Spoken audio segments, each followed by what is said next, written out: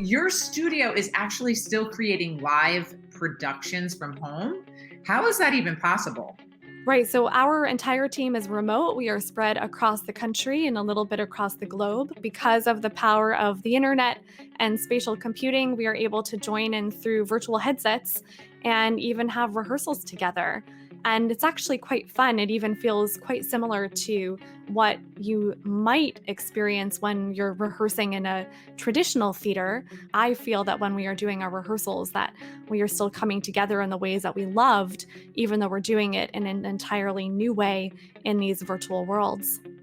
We have funded $2.5 million to do research on the after effects on cardiovascular, the cardiovascular impacts on patients who had COVID-19.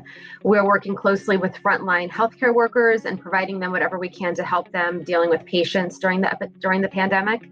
We are helping them with trainings and keeping them up to date on any information they may need that can help them treat their patients. I'm just thankful that the AHA is here and that we can rely on it to help us live long, healthy lives. I think you have to be honest, personable, reliable, on point all the time for your girls, fight for your girls, and just have a really good reputation. My clients, really enjoy working with me, and I enjoy working with them. And of course, I love my girls.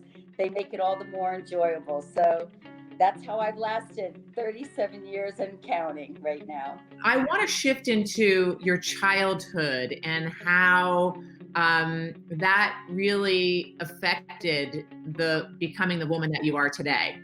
So the first country that we went to was Japan when I was in 5th grade. And just, initially I was just so sad that I'll be leaving all my friends and going to a country I don't really know the language of, and was really devastated. But, realized that when I got there with hard work, learning the new language and new culture, the impossible became possible. So I learned at an early age that with hard work, everything is possible, and that I learned to love the differences in people and open to respect and understand other people's cultures. It's what I've seen from all the new nurses that I've worked with, and just kind of how they are. They just have such a sense of caring and in a sense, duty, I guess. Like, they know that if it's not them, nobody is going to be there.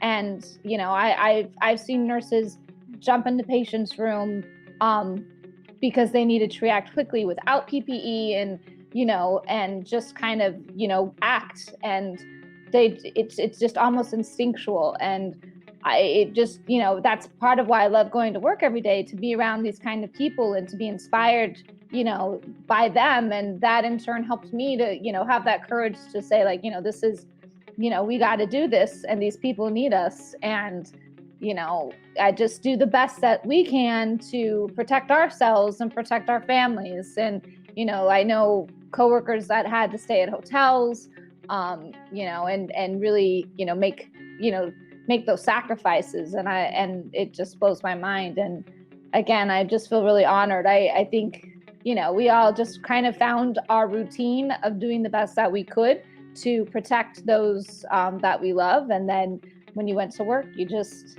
did it. You went and you made it happen. Prospect Transportation is a 4th generation petroleum transporter.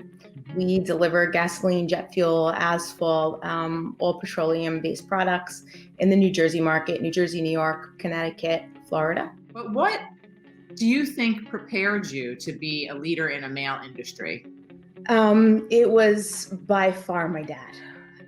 I had a wonderful relationship with him. He has taught me everything there is to know about this business.